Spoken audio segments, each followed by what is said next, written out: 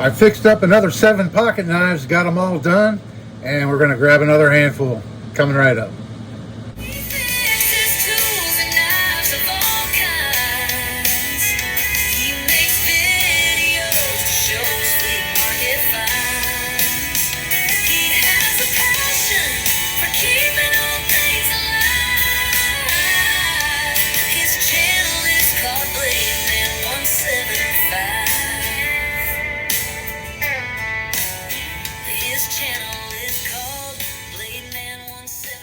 Hello everybody, and thanks for coming back for another video. Glad you joined me today.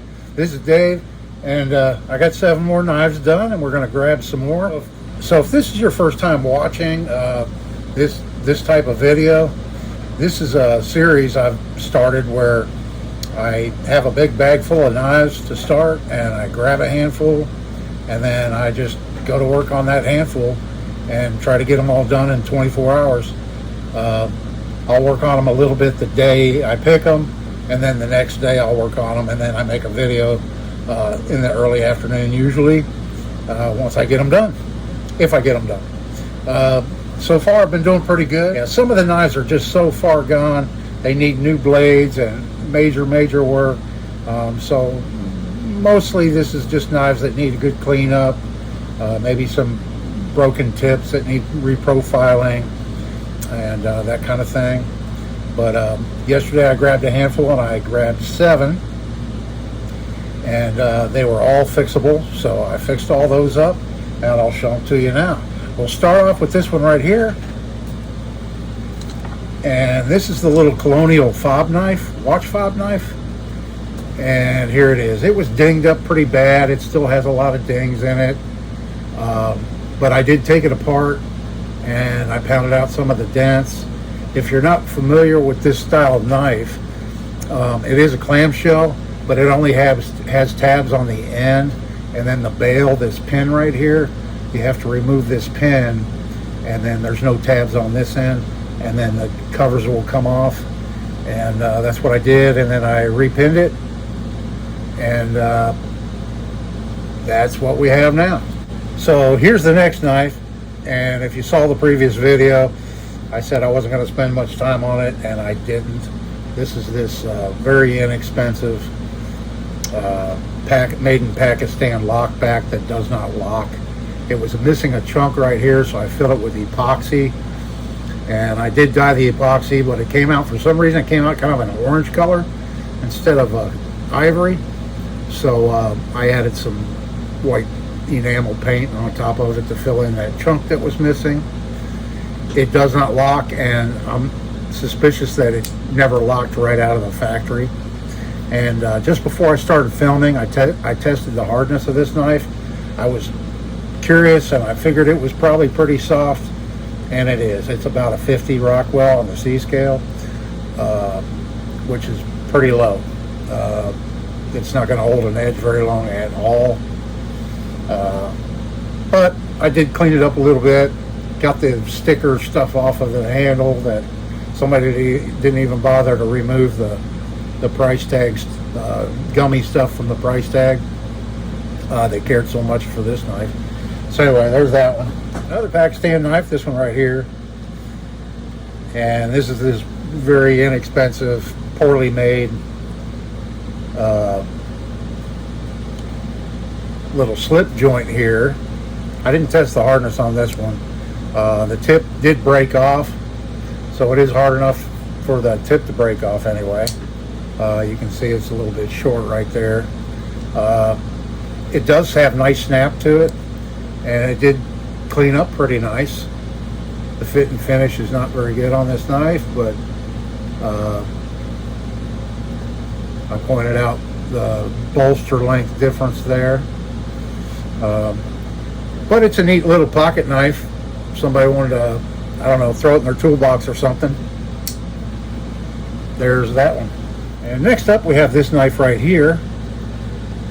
And this is the Buck 425C, and it had a broken tip. So here it is now, all cleaned up. It cleaned up very nice. It was very dirty. I got all the dirt off of it and everything. And then I reprofiled the tip.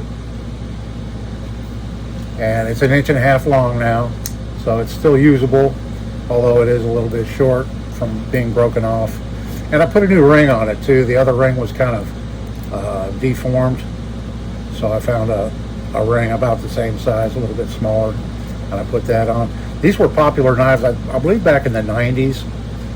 They were selling these buck lights, and so there's how that one turned out. I'm pretty happy with it. It locks up very nice. It doesn't have any play in the blade.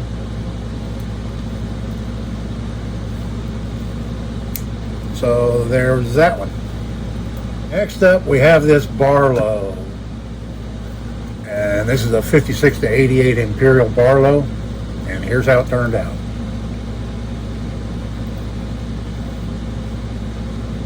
It cleaned up pretty nice. Still have a little bit on the springs there showing. The blade is pitted on this side here quite a bit. This side not so much, but it is nice and full.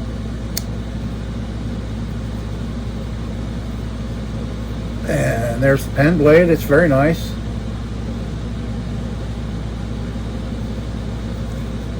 And so other than cleaning it out down inside real good and cleaning up the blades and getting all the rust off, that was the major work, was getting the rust off.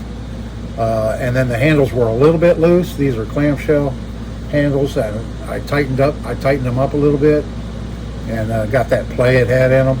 You could go like this and it wiggled a little bit, you know. So I tightened that up, and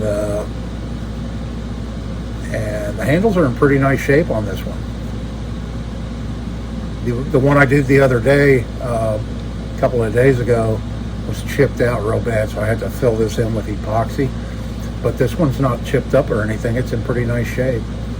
So there's another little Barlow fixed up. Next up, we have this one here.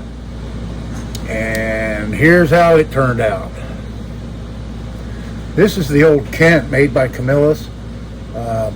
Camillus made Kent knives. They stamped knives Kent that they made for the Woolworths Company between 1931 and 1955. And this is now a whittling knife. That's what I'm calling it anyway. The blades have been sharpened down so much. I could have repinned it. This one was falling apart. I managed to get it back together and use the existing pen. But given the condition of the blades, there's the pen blade. But you know, while I was cleaning this up and everything, you know, it dawned on me this would be an excellent whittling knife, wood carving knife. You know, the blade profile is very similar to a carving knife like I use. Here's a carving knife that I made that I use a lot, and you know, very similar blade profile to it. And I love this knife. Use it all the time to carve. So it'll be good for that. You know, or you could cut boxes open and cut string with it and other things, but it would be a very good whittling knife. Let me know what you think down in the comments. I think this would be a really good whittling knife.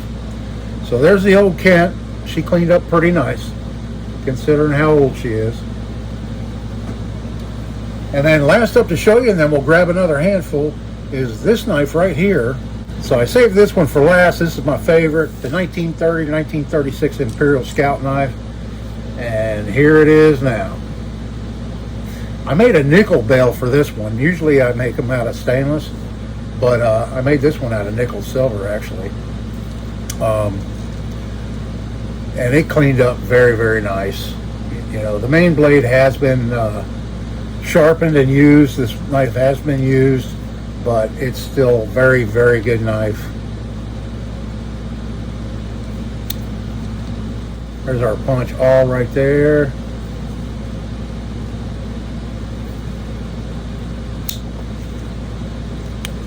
And the bottle opener screwdriver blade had a big chip in it, gouge in it from something. I'm not sure what caused that. So I just went ahead and made the blade narrower to get rid of that. So So you can't see the chip anymore, or the imperfection it had in that, and it's still a good usable blade. So there's that one, and then the can opener. I won't have much thumbnail left here to get these open. There we go. There's the can opener blade.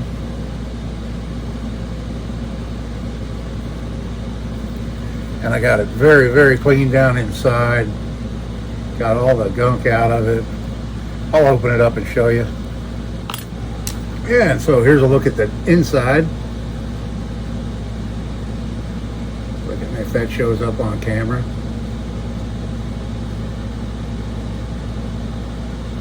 Cleaned up very nice. For a 89 to 95-year-old knife, I thought it came out excellent.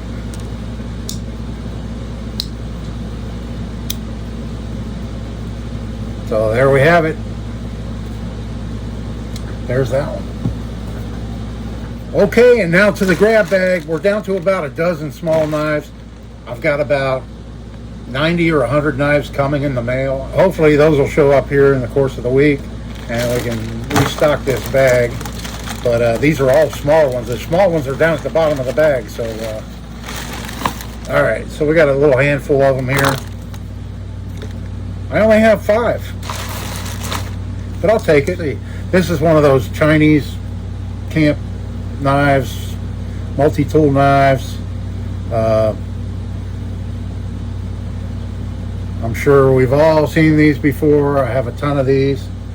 So nothing to do with that, but clean it up. Here's a little Hoss, it says. This is a Pakistan knife. Yep, made in Pakistan. One of these little brass. This one locks up. Has a little bit of blade play in it.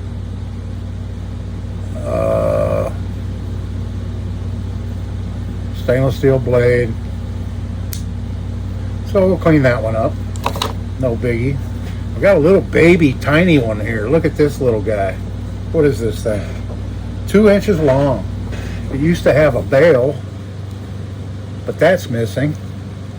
The white plastic handle coverings are very scratched up and dirty, you can see.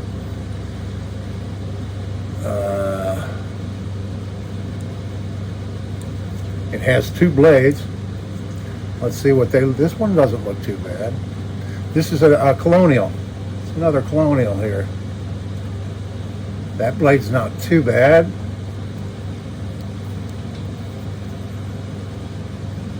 And then the smaller blade, tiny little thing. It's stamped USA. Little keychain knife. So we've got that one to clean up. You know, these smaller knives take just as much time a lot of times as the bigger knives do. You wouldn't think so. It's a smaller area, but yeah, some of them can be kind of tedious to clean up. Then we've got this guy here. Kind of interesting looking knife. Little pen knife. Looks like the blades are shot. Yeah, look at this blade. Oh my gosh. There's like nothing left of this one. And the other blade's probably the same. If I can get it open. Oh my gosh, it's broken off. Superior Cutlery, I think it says. Broke off blade. We'll hunt around. See, I might have a blade for this. We'll see. I'll see if I have a blade I can put in it and fix that little guy up. Has like mother of pearl inlays. I don't know if it's real or not, but it looks like it might be. And these brass scales with very decorative on this side, on the mark side. So we've got that one. And then last up, today's pick is a Serpentine Colonial. Yep, with a broken blade. That's unfortunate. Yep, the whole tip is completely broken off of this one. And look at the handle, it's all melted. And let's see if the pen blade's any good. Yeah, the pen blade looks pretty decent. But the handles, yep, they're bad. Melted on this side. No way to fix that. So we've got that one to clean up. All right, and so that's a look at today's picks. I hope you're enjoying the grab bag knife series. I'm having fun with it, and I appreciate you watching. Hope everybody's having a great day. Come on back for the next one. This is Dave. See you in the next one.